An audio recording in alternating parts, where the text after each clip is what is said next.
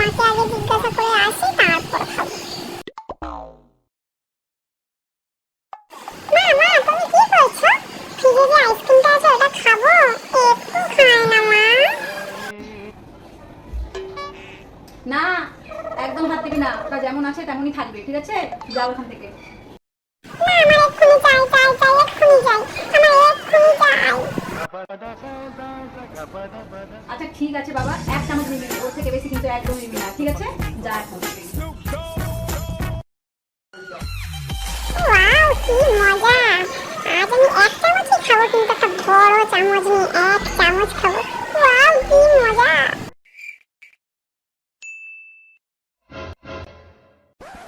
হ্যাঁ এটা কি?